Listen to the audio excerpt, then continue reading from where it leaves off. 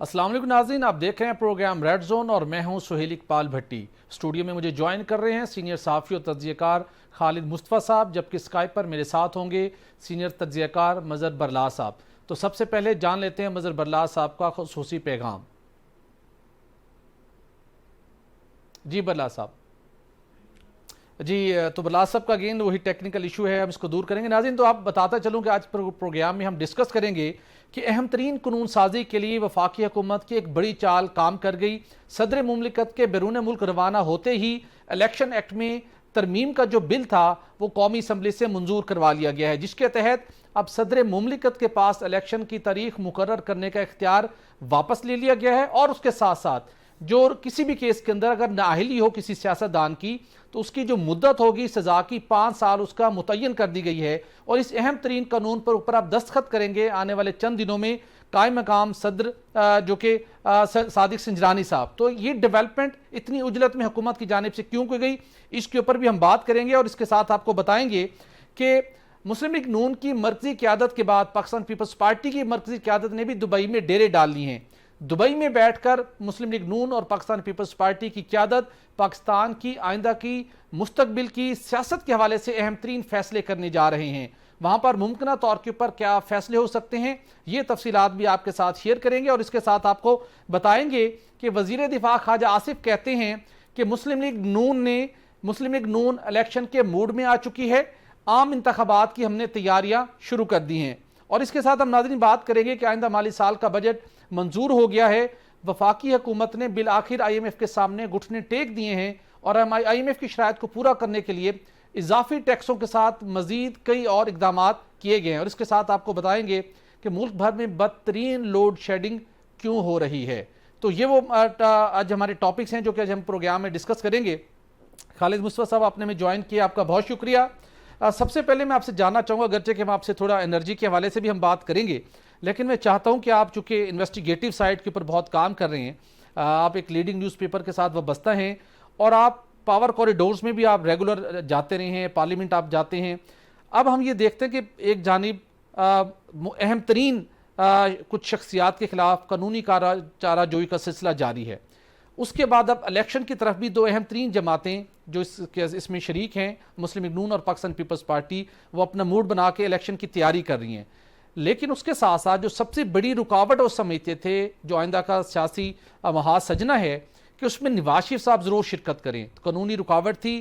पहले सेनेट से वो बिल मंजूर करवाया गया और अब आज कौमी असम्बली से भी मंजूर हो गया। उसके साथ सदर मुमलिकत से जो इलेक्शन की तारीख मुकर्रर करने का इख्तियार था वो भी वापस लेके अब इलेक्शन कमीशन ऑफ पाकिस्तान को दे दिया गया। यानी कि अब जिस वक्त वफाकी हुकूमत चाहेगी उस वक्त इलेक्शन होंगे। वो चाहेंगी तो नवाज शरीफ भी इलेक्शन में हिस्सा ले सकेंगे, वो चाहेंगे तो अब जहांगीर तरीन भी आने वाले दिनों में सियासत का हिस्सा लेंगे। तो क्या आप समझते हैं कि जो सारा सियासी मंजरनामा नया बन रहा है, हमें मुआशी तौर के ऊपर ये नई सियासी क़यादत हमें मुआशी तौर के ऊपर भी इन बहरानों से निकालने में कामयाब हो सकेगी? जी, मेरे ख्याल में ये दोनों बड़ी मैच्योर पॉलिटिकल पार्टीज़ हैं और इनका एक माजी भी है जो कि बेस्ड ऑन एनिमोसिटी भी रहा है, दुश्मनी की भी बेसिस पे रहा है। फिर फ्रेंडली जो थी जो चार्टर ऑफ डेमोक्रेसी इन्होंने किया, उसके बाद इन्होंने समझा कि हम और जो जो जो डेमोक्रेसी है इसका पनपना बहुत ज़रूरी है और ये उसी वक्त होगा जब हम एक दूसरे को बर्दाश्त करेंगे। तो इसी जज्बे के तहत अभी भी ये उसी मोड में है और ये चाहते हैं कि दोनों जो पार्टीज़ हैं वो ये चाहती हैं कि चार्टर ऑफ इकॉनमी पे भी दस्तखत किए जाएं और ताकि मुल्क को इस्तेकाम की तरफ लेके जाया जाए माशी तौर पे भी, और उसके साथ साथ पॉलिटिकल जो इस्तेकाम है वो भी बहुत ज़रूरी है क्योंकि इसके बगैर मुल्क अब चल नहीं सकता। और इसके अलावा जो रिक्वायर्ड रिफॉर्म्स हैं तमाम सेक्टर्स ऑफ इकॉनमी में भी और जो पॉलिटिकल जो हमारे और आइनी जो अदारे हैं वहाँ पे भी बहुत ज़रूरी हैं रिफॉर्म्स का होना।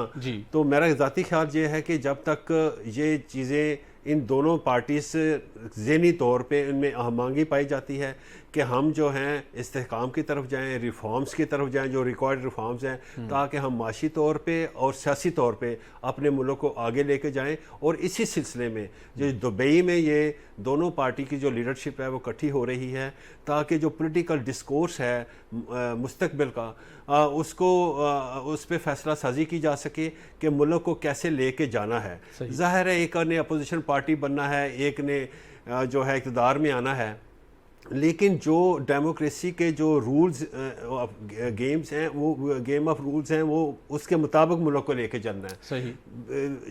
ये नहीं होना चाहिए कि बगैर किसी वजह के आप अपने मुल्क के इस्तेहकाम को जो है वो और उसके जो माशी जो उसके इंडिकेटर्स हैं उनको आप जो हैं ख़तरे में डाल दें, बगैर फजूल किस्म की जो मिस एडवेंचर्स हैं वो करते रहें। बड़ी बड़ी वैलिड बात की आपने, यानी कि अगर हमने आगे बढ़ना है, अगर सियासत का कारोबार मजीद चमकना है, तो उसके लिए ज़रूरी है कि हमारी मुआशरत भी बेहतरी का सफ़र शुरू करे।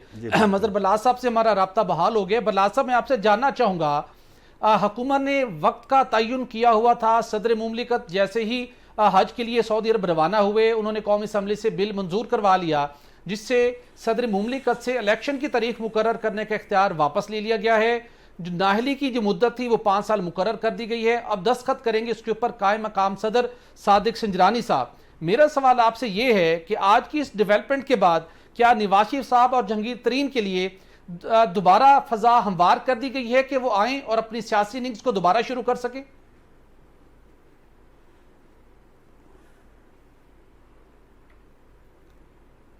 मेरे ख्याल में बल्लाज साहब को ऑडियो पे ले लीजिए, वरना ये टेक्निकल इशू रहेगा। खालिद साहब, आपसे ही मैं ये जब कंटिन्यू करूंगा इसी हवाले से, आपने जो बात की, जो आपने एक डिस्कोर्स पेश किया, हमारे यहाँ जनरल पब्लिक के अंदर ना एक ये बड़ा तासुर है कि जब मिसाके जमहूरियत हुआ उस वक्त कहा गया कि 2 जमातों ने गठ जोड़ कर लिया है। मिसाके मौशियत की बात होती है तो एक सियासी जमात और कुछ अवाम जो एक दोनों जमातों के कड़े नाकदीन है, वो कहते हैं कि ये मिसाके मौशियत, ये मिसाके जमहूरियत नहीं है, ये 2 जमातों का गठ जोड़ है कि दोनों मल में बैठ के इक़्तिदार बांटें और खाएं पिएं। प्रैक्टिकली इसकी इम्प्लीकेशंस क्या है? क्या ये लोगों की मिसकंसेप्शन है या वाकई ही इसी मकसद के लिए आप देखते हैं कि जो वजारतों में जाते हैं पॉलिसी मेकिंग जो होनी है, या इसके जो रिजल्ट्स हैं वो लोगों की तवक्को के बरक्स आ सकते हैं? तो अगर हमारी जनरल पब्लिक की आप कुछ इसमें सिलसिले में रहनुमाई कर सकें आप। जी, आपने बिल्कुल दुरुस्त फरमाया कि जो 90s की अगर आप पॉलिटिक्स देख लें तो वो हर वक्त टर्बुलेंस रहती थी, और जो ही कोई भी गवर्नमेंट बरसर इक़्तिदार आती थी तो फ्राम डे 1 से खौफनाक किस्म की अपोजिशन शुरू हो जाती थी, और वो टर्बुलेंस की वजह से मुल्क आगे चल नहीं पाता था। यही वजह थी कि जब दोनों पार्टीज़ ने अपने एक दूसरे के ख़िलाफ़ बहुत ज़्यादा इक़दामात करते थे और बर्दाश्त बिल्कुल नहीं करते थे, और लोग भी ही ये चीज़ पसंद करना शुरू हो गए कि जी एक दूसरे की मुखालफत करना है और किसी को सही तरीके से गवर्नमेंट नहीं चलाने देनी, तो वो फ्राम डे 1 से ही एक दूसरे के ख़िलाफ़ हो जाते थे और फिर क़ुव्वत बर्दाश्त उनमें बिल्कुल नहीं रही थी। यही वजह थी कि बेनज़ीर भुट्टो भी जो था उनको सेल्फ एग्जाइल में जाना पड़ा, और जब ये चीज़ें रहीं और इसी तरह से नवाज शरीफ के साथ भी वो ट्रीटमेंट हुई, तो जब उन्होंने कहा कि ऐसे तो मुल्क चल नहीं पड़ेगा, और उनके अंदर भी वो तीसरी क़ुव्वत आ जाती थी जिसकी वजह से वो एक दूसरे के ख़िलाफ़ इक़दामात करते थे, और बाद में उनको फील हुआ कि ये तो हम किसी तीसरी क़ुव्वत के हाथों खेल रहे हैं, हमें चाहिए कि इस मुल्क को सही तरीके से लेके जाएं। तब ये फीलिंग आई कि हमने चार्टर ऑफ डेमोक्रेसी करनी है, और फिर वो सारे हजरात लंदन में इकट्ठे हुए और वहाँ पे इमरान खान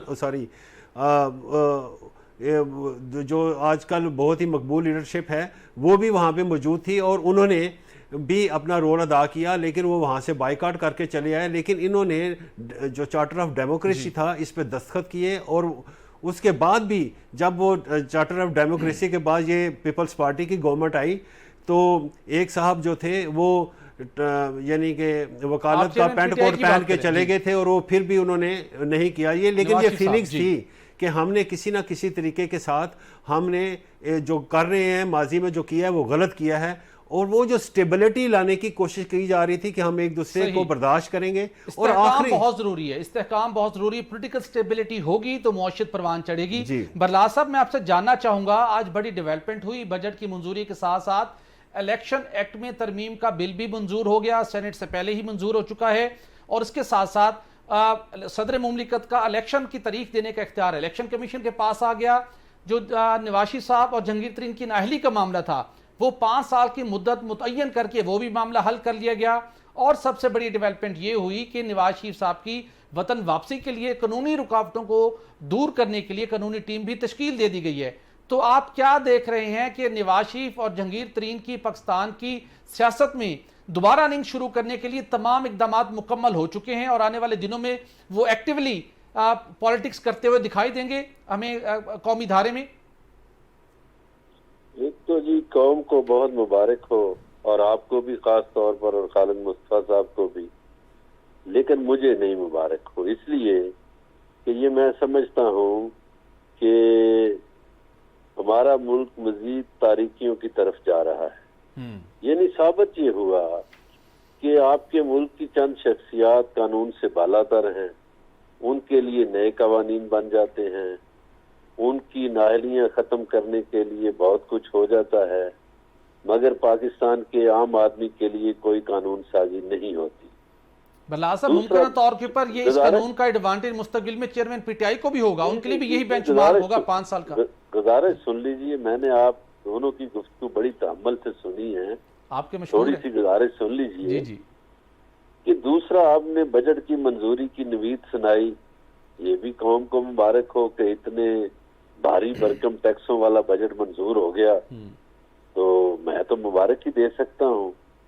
तीसरा ये है कि कौमी असम्बली ने और सेनेट ने अपने हाथ काट के इलेक्शन कमीशन के हवाले कर दिए हैं कि ले जी पहले तरमीम का हक हमें था, अब तरमीम का हक आपको देते हैं। इल्ला माशाल्लाह बड़े सखी बैठे हैं। वैसे तो उनकी सखावत का ये आलम है जी कि वो चेयरमैन सेनेट जो रह चुके हों उनके लिए पता नहीं कितने कितने गार्ड और कितने कितने स्टाफ मेंबरान और कितनी कितनी पेंशन और क्या क्या सहूलियात की मंजूरी हो रही है। तो आजकल पाकिस्तान के ईवानों में वो सब कुछ हो रहा है जो अवाम के लिए नहीं है, ख्वास के लिए। अब आ जाइए लंदन और दुबई की तरफ। जी बिल्कुल।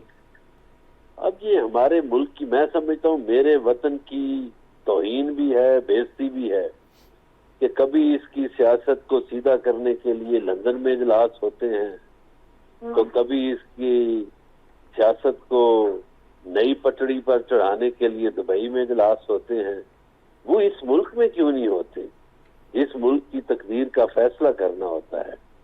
अब आ जाइए, हमारे भाई खालिद मुस्तफा साहब ने बड़े दलाइल दिए हैं उस पे मिसाके जमहूरियत पे। जी क्या फायदा हुआ इस मिसाके जमहूरियत का कि जब परवेज मुशर्रफ का दौर था तो वो डॉलर जो था वो 60 रुपए था और अब डॉलर जो है वो 300 से ऊपर की बातें करता है। आप मुझे ये बताएं कि परवेज मुशर्रफ के बाद यही दो पार्टियां इख्तिदार में आईं और डॉलर को पर लग गए, तो इसमें गरीब आदमी का या कौम का या पाकिस्तान का भला कहां से हो गया? इन दो पार्टियों की लड़ाई का किस्सा भी बता देता हूं जी। परवेज मुशर्रफ से जब हलफ लिया गया यूसुफ रजा गिलानी की कैबिनेट ने, ठीक है, तो जो नून लीग के वजीर बने थे उन्होंने स्याह पट्टियां बांधी हुई थी, ठीक है, एहतजाजन हलफ लिया जी। फिर 6 महीने बाद इनकी नाराजगी हो गई और फिर आपको याद होगा कि पंजाब में गवर्नर राज लगाया गया था जी। तो ये क्या वफामत की बातें थी? फिर वो जो साहब काला कोट पहन के आ गए थे तो वो क्या वफामत की बातें थी? नहीं, ये तो कौम को बावर है, कौम भूली नहीं है, लेकिन क्या मिसाके मौशियत या मिसाके जमहूरियत होना चाहिए? उससे को मुल्क को फायदा हो सकता है या बाहमी दस्तो गिरबां होते रहना चाहिए माजी की तरह? मिसाके जमहूरियत हो लेकिन इस कीमत पर ना हो कि जिन्होंने मुल्क लूटा है ये सब लोग पैसे लाएं इस मुल्क में वापस, मिसाके जमहूरियत करें, बेचे ना जायदादें, सारे महल बेच दें, लंदन के अपार्टमेंट्स बेच दें, दुबई में जायदादें बेच दें, अमेरिका में जायदादें बेच दें, ऑस्ट्रेलिया में, सिंगापुर में भी इनकी जायदादें बेच दें ना, सब बेच के लाएं, इस मुल्क के हालात ठीक करें। तो मिसाके जमहूरियत होनी चाहिए। पाकिस्तान का मिसाक मुईशत भी होनी चाहिए, पाकिस्तान का पैसा पाकिस्तान में हो, ये नहीं कि पाकिस्तान से लूट मार करके बाहर ले जाओ। लेकिन बिलाल साहब बड़ा अच्छा आपका बड़ा वैलिड पॉइंट है, लेकिन हमारे नाजरीन को ये बताते जाएं कि अगस्त 2018 के बाद जब एक ऐसी गवर्नमेंट आई जो इसी वादे के साथ आई थी कि लूटी हुई दौलत वापस लाएंगे, जो पूरे फुल सपोर्ट के साथ आए थे, वो 4 सालों में मुल्क की लूटी हुई दौलत वापस क्यों नहीं ला सके?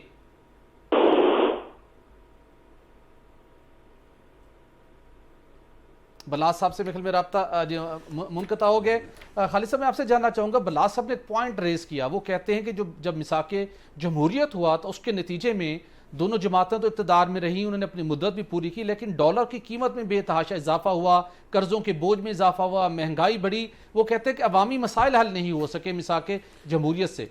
जी देखिए, मज़हर बरलास हम जो है ना, ये आम साफ़ी नहीं है, इनके बड़े ही कॉन्टैक्ट्स रहते हैं हाई लेवल के, और तकरीबन हर दौर में रहे हैं।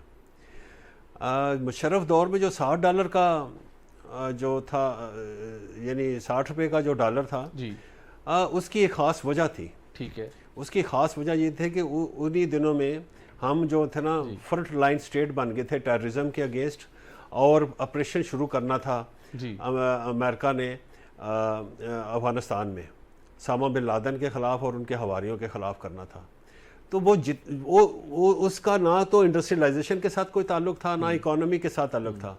वो था जो फ़्लो आ रहा था, इनफ्लो आ रहे थे, डॉलर्स आ रहे थे, उस वजह से हमारा जो था रुपया वो स्टेबल था और हमारी इकानमी बेहतर परफॉर्म कर रही थी। और उस दौर में मैं बरलास साहब को कहना चाहूँगा कि कोई इंडस्ट्रियलाइजेशन नहीं इतनी हुई थी, बल्कि कंज्यूमरिज्म बेस्ड इकानमी को फ्लरिश किया गया था, और कोई इंडस्ट्री नहीं, बड़ी इंडस्ट्री नहीं लगी थी, एक बात। और उनके दौर में 1 मेगावाट का जो था ना एडिशन नहीं हुआ था इलेक्ट्रिसिटी का। और जब वो उनका आखिरी दौर था, जब वो यानी कि 2007 की बात है, तो गैस क्राइसिस भी शुरू हो चुका हुआ था और इलेक्ट्रिसिटी क्राइसिस बहुत ज़्यादा शुरू हो चुका हुआ था। और उसकी ये वजह थी कि उन्होंने अपने तवील दौर में, 11 साल दौर में, उन्होंने कोई यानी काम नहीं किया था पावर सेक्टर में, एनर्जी सेक्टर में ज़ीरो काम किया था उन्होंने। यही वजह थी कि उसके बाद जो भी हुकूमतें आई वो संभल नहीं सकी और बहुत खौफनाक किस्म का शॉर्टफॉल होना शुरू हो गया। और एक वक्त ये था कि अगर 24 घंटे हैं दिन और रात में, तो 20-20 घंटे लोड शेडिंग हुआ करती थी। और खालिद साहब, ये इस चीज़ को, इस लोड शेडिंग वाले मामले से भी आपसे क्वेश्चन करेंगे और इसी डिस्कशन को हम आगे बढ़ाएंगे। नाज़रीन, यहाँ पर एक ब्रेक लेंगे और ब्रेक के बाद कुछ दीगर इश्यूज पर बात करेंगे। Stay with us.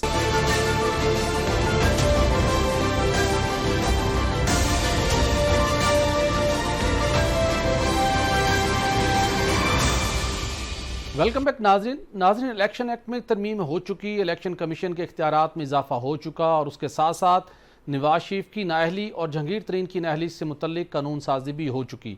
तो आज शायद ख्वाजा आसिफ इसलिए कहते हुए दिखाई दिए गए कि मुस्लिम लीग नून अब इलेक्शन के मूड में आ चुकी है और हमने आम इंतखाबात की तैयारियाँ शुरू कर दी हैं। बरलास साहब, आपसे जानना चाहूँगा, अब मुस्लिम लीग नून का भी इलेक्शन का मूड बन गया है। पीपल्स पार्टी तो पहले भी थी कि इलेक्शन होने चाहिए, लेकिन मुल्क भर में आम इंतखाबात एक दिन ही होने चाहिए। अब उम्मीद है कि मौलाना फजल रहमान साहब भी मान जाएंगे, तो अब क्या तवक्को कर रहे हैं कि अक्टूबर में इलेक्शन हो जाएंगे? देखिए, इलेक्शन मूड में तो जा चुकी है पार्टियां, ये बात आपकी दुरुस्त है, लेकिन ये जो मफामती पार्टियां हैं, इनमें ये फैसला कौन करेगा? पीपल्स पार्टी वाले ऐलान करते हैं कि बिलावल भुट्टो वजीर आजम बनेंगे, नून लीग वाले ऐलान करते हैं कि मियां नवाज शरीफ चौथी बार वजीर आजम बनेंगे, मौलाना फजल रहमान भी शायद सदारत के उम्मीदवार हैं, और खैबर पख्तूनख्वा में भी वो वजारत आला के उम्मीद। जी, शायद बलास साहब से रब्ता मुनक़ता हो गया है, टेक्निकल फॉल्ट है। बलास साहब लाहौर में मौजूद हैं और शायद वहाँ पे कुछ सिग्नल का एक सवेयर इशू है। खालिद साहब, मैं आपसे जानना चाहूँगा, आप भी ताल्लुक़ आपका सियालकोट से है और आप भी सियासत के ऊपर आपने और इलेक्शंस के जो सिस्टम होते हैं उसके आपने काफ़ी दफ़ा बड़ी डिटेल आपके साथ बहस हुई है। अब अगर पार्टियाँ इस रिफ्लेक्शन दे रही हैं कि हम अब इलेक्शन की जानिब बढ़ रहे हैं, आम इंतखाबात होंगे और बज़ाहिर जो माली रिक्वायरमेंट थी वो भी पूरी हो गई, कानूनी तकाज़े भी पूरे हो रहे हैं, तो अब मुकर्रर वक्त में जो अक्टूबर का महीना या नवंबर में इलेक्शन हो जाते हैं, तो जो हमें पॉलिटिकल स्टेबिलिटी रिक्वायर्ड थी, क्या वो सियासी इस्तेहकाम मुल्क को मिल जाएगा? और उस सियासी इस्तेहकाम आने के नतीजे में जिस हम इकोनॉमिक क्राइसिस में फंसे हुए हैं, उसको निकलने में हमें कितना टाइम मजीद लगेगा? देखिए जी, नवाज शरीफ का जो दुबई में आना जो है ना, वो बड़ा मानी खेस है जी। नवाज शरीफ जो हैं वो मिडल ईस्ट कंट्रीज़ में उनकी एक से है जी।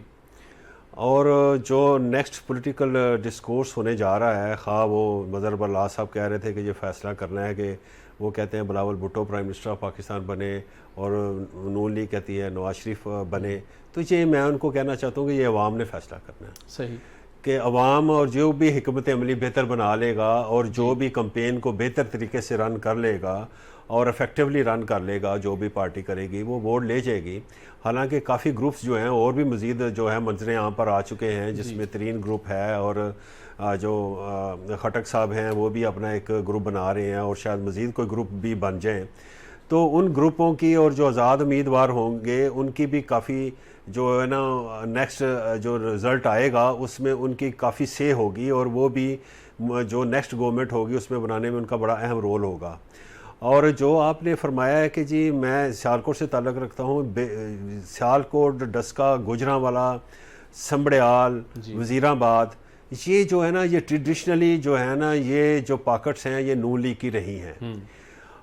लेकिन अगर जो चेयरमैन पीटीआई कोई सही तरीके से म्याना रवि से चलते रहते और जो उसकी पॉपुलैरिटी होगी थी तो डेफिनेटली उन्होंने टफ टाइम देना था, लेकिन उन्होंने सीधी सादी टक्कर मार ली और उन्होंने ना सिर्फ पार्टी को नुकसान पहुंचाया, अपने आप को पहुंचाया, लेकिन बेसिकली वो एक पाकिस्तान को भी नुकसान हुआ कि एक जो कंट्री वाइड एक पार्टी थी वो जो उन्होंने 9 मई को जो उन्होंने जो काम किया, जो दुश्मन जो है वो भी उनकी भी ख्वाहिश थी, इंडिया वाले बड़े खुश थे इस हवाले से, उन्होंने जो वो हरकत की और जो शहदा कराम के जो उन्होंने स्टैचूज़ जो थे उनकी बेहरमती वहाँ पे की, उस वजह से एक्चुअली पूरा मुल्क जो है उनके ख़िलाफ़ हो गया है और वो जो पॉपुलैरिटी थी वो ख़त्म होती चली जा रही है, डिमिनिश होती चली जा रही है with the every moment, with the passage of every day वो कम होती चली जा रही है। और दूसरा ये है कि वो फिर जो है जो लंबे हाथ होते हैं कानून के उसके भी नरगे में आ चुके हुए हैं, तो इस वजह से वो उनका तो मुझे लग रहा है कि इतना ज़्यादा नहीं रहेगा। और अब जो पार्टीज रह गई हैं उनमें पाकिस्तान पीपल्स पार्टी होगी और नून लीग होगी और इनमें ज़ाहिर है जो बेस है, एक्चुअल बेस जो है नून लीग का वो पंजाब है। अगर पंजाब से सीटें ले जाती है और जो हज़ारा डिवीजन से जो ले जाती है काफ़ी सीटें ले जाती है, वो जो बेल्ट है और मेरे ख्याल में वो विनिंग पोजीशन में आ जाएंगे। अगर यहाँ पे तरीन ग्रुप कोई काम दिखाता है या पीपल्स पार्टी साउथ पंजाब में कोई बेहतर सीटें ले जाती हैं या वो बलूचिस्तान में कोई अपनी जो है अपनी मौजूदगी का एहसास दिला देते हैं पीपल्स पार्टी वाले, तो फिर उनके भी बन जाएंगे। लेकिन मेरे ख्याल में इस वक्त जो है ना पाकिस्तानी पॉलिटिक्स में जो फ्रेंडली कंट्रीज़ हैं ना जी, उनका भी बड़ा मत दखल, बिल्कुल सही, उनका बड़ा मत दखल होगा। बरला साहब आपसे जानना चाहूँगा, जहांगीर तरीन लंदन में थे, उन्होंने बड़ी मुलाकातें की, इस्तेहकाम पाकिस्तान पार्टी के हवाले से लगता है कि कोई फ्यूचर का रोड मैप उन्होंने तय कर लिया होगा। अब जो सिनेरियो बनने जा रहा है, मुस्लिम लीग नून इलेक्शन के लिए तैयार है, पाकिस्तान पीपल्स पार्टी इलेक्शन की तैयारियों में है, दूसरी जानिब पाकिस्तान तहरीक इंसाफ के लिए कानूनी सियासी मुश्किलात हैं। आप कहां देखते हैं इस सारे क्राइसिस के अंदर पाकिस्तान तहरीक इंसाफ कैसे इन तमाम चैलेंजेस से निपटते हुए अपने एक मेजर अपने जो कैंडिडेट है उनको मैदान में उतारेगी और किस तरीके के साथ इस इलेक्शन में जिसके पास बहुत कम वक्त रह गया उसमें वो कम्पीट करने के लिए कोई इंप्रेसिव रोल प्ले कर पाएंगे? किस निगाह से देखते हैं आप पाकिस्तान तहरीक इंसाफ की एफर्ट्स को? गुजारिश है, पहले तो मैं खालिद मुस्तफा साहब की बात का जवाब दे लूं, लाजमी, जो उन्होंने सियालकोट, डस्का और संबड़ियाल के बारे में फरमाया। मैं हजूर की खिदमत में पेश करूंगा कि ये बात वाज़ेह हो चुकी है, सामने आ चुकी है कि 2018 में ख्वाजा आसिफ हार चुके थे, वो किसके खून से जीते, किसने उनको जितवाया, ये बात सामने आ चुकी है।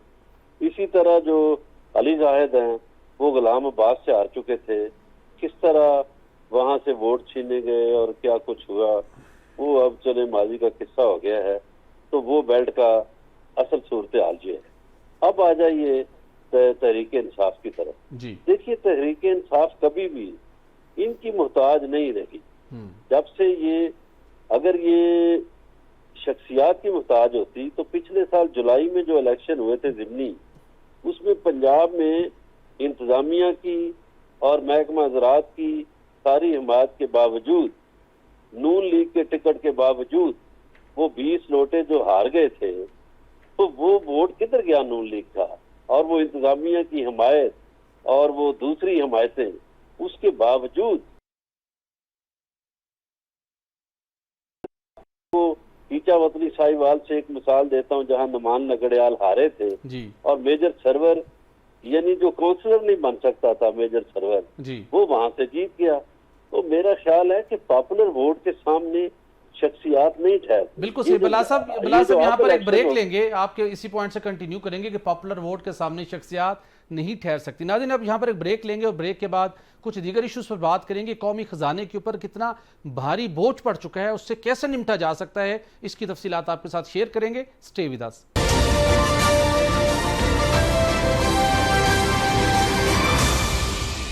वेलकम बैक नाज़रीन। हर साल पेंशन का बढ़ता हुआ हुजम 800 अरब रुपए से अब तजावुज़ कर रहा है। कौमी ख़जाने की बस की बात नहीं रही। वफाकी हुकूमत पेंशन की अदायगी के लिए मुसलसल भारी सर सूद पर कर्ज लेकर ये पेंशन की अदायगी को यकीनी बनाती है। खालिद मुस्तफा साहब, आपसे जानना चाहूँगा, ये हुजम कभी हम 300 सुना करते थे, अब ये 800 अरब तक पहुँच गया है। हम कर्ज लेके पेंशन की अदायगी करते हैं। दुनिया के दीगर ममालिक में पेंशन की अदायगी के लिए फंड्स कैसे जनरेट किए जाते हैं? क्या वफाकी हुकूमत के पास भी कोई ऐसा ऑप्शन मौजूद है कि हम ये कर्ज लेकर ये फंड्स पेंशन की अदायगी के बजाय कहीं से कोई फंड जनरेट करें, कोई इन्वेस्टमेंट करें, या कोई ऐसा मुतबादल तरीक़ेकार हो जो एटलीस्ट कौमी खजाने पर ये बोझ ना पड़े? जी, इस पे तो बहुत ज़्यादा काम करने की ज़रूरत है और काफ़ी अरसे से जो है ना इस पे काम ड्यू है, जो कि नहीं हो रहा था जी। इस दफ़ा जाते जाते सागडार साहब ने ये ऐलान किया जी कि हम पेंशन फ़ंड जो है वो कायम करने जा रहे हैं। और वो जो मल्टीपल किस्म के पेंशन जो लोग लिया करते थे 17 ग्रेड से लेके अबव वाले, और कुछ उन्होंने जो कोई फोर्सेस से आके कोई सीएसएस ज्वाइन कर लेता है और फिर यहाँ भी पेंशन लेता है, पिछली भी पेंशन आ रही होती है। जैसे आपके एक नैब के चेयरमैन थे, वो भी एक गुजरे हैं, वो भी आर्मी से थे, वहाँ भी पेंशन लेते थे, नैब से भी पेंशन ले रहे थे। ऐसे ही कोई सदर पाकिस्तान जो थे वो चीफ ऑफ आर्मी स्टाफ 2 रहे हैं, एक मुशर्रफ थे और एक जनरल ज़ियाउल हक साहब थे, और वो सदर पाकिस्तान की भी पेंशन लेते हैं, दूसरी पेंशन लेते हैं। तो ये मल्टीपल जो पेंशन हैं उनमें से एक पेंशन लेनी पड़ेगी आपको। एक तो ये उन्होंने फैसला किया, और दूसरा ये है कि EOBI जो है उनका भी एक फ़ंड है, वो भी इन्वेस्टमेंट करते हैं और पूरे लोगों को पेंशन देते हैं। हमें भी इस किस्म का एक फ़ंड बना के तो पेंशन देनी चाहिए, और जो गवर्नमेंट के जो रेवेन्यू है उसमें से पेंशन ना दी जाए और फंड बना के किया जाए। और साथ साथ ये भी है कि अगर किसी बंदे की पेंशन है तो उसकी मरने के बाद उसकी बीवी को मिलती है, और उसके बाद इन्होंने फैसले किया है कि जो डिपेंडेंट्स होंगे, उन जो बच्चे डिपेंडेंट्स होंगे उनको 10 साल तक देंगे, उसके बाद नहीं देंगे पेंशन। तो इस किस्म की ये इनके इकदाम हैं, लेकिन मेरे ख्याल में ये मज़ीद इसको रिफाइन करने की ज़रूरत है और मज़ीद रिफॉर्म्स लाने की ज़रूरत है। इस वक्त देखें इनका जो नया टारगेट है रेवेन्यू का, वो 9.4 ट्रिलियन है टैक्स के थ्रू जी। तो 9.4 ट्रिलियन में से 7.2 ट्रिलियन जो है वो डेट सर्विसिंग में चला जाना है जी। और पीछे जो है हमारे पास जो एक्सपेंडिचर्स हैं वो नहीं रहेंगे, बल्कि डिफेंस एक्सपेंडिचर्स के लिए भी पैसे जो है ना 1.8 ट्रिलियन के रखे हुए हैं, ये अभी बढ़ने हैं जी। ठीक है ना, तो ये पैसे कहाँ से आएंगे? ऊपर से ये हमने पेंशन से नहीं होती। बिल्कुल सही। तो ये मेरे काफी मुश्किलात है, इस्लाहात की जरूरत है, कुछ इनोवेटिव आइडियाज लेके आने होंगे ताकि इस गंभीर साइकिल से निकल सके। बल्ला साहब, आपसे जानना चाहूंगा, आपके पास एक खबर भी थी जो अपने नाज़रीन के साथ शेयर करना चाहें कि किस किस्म के मामला चल रहे हैं दुबई के अंदर, किस किस्म के कुछ खदशात हैं। नवाशी साहब को कुछ मामला के वाले से उन्होंने अदम इत्मीनान का इजहार किया है, कुछ उस पर भी रोशनी डालीगा, और उसके साथ जो पेंशन की अदायगी का एक बहुत बड़ा चैलेंज बन चुका है कौमी खजाने पे, इसके लिए क्या बेहतरीन सोल्यूशन हो सकता है, वो भी कुछ अगर आप उसके ऊपर भी रोशनी डाल सके।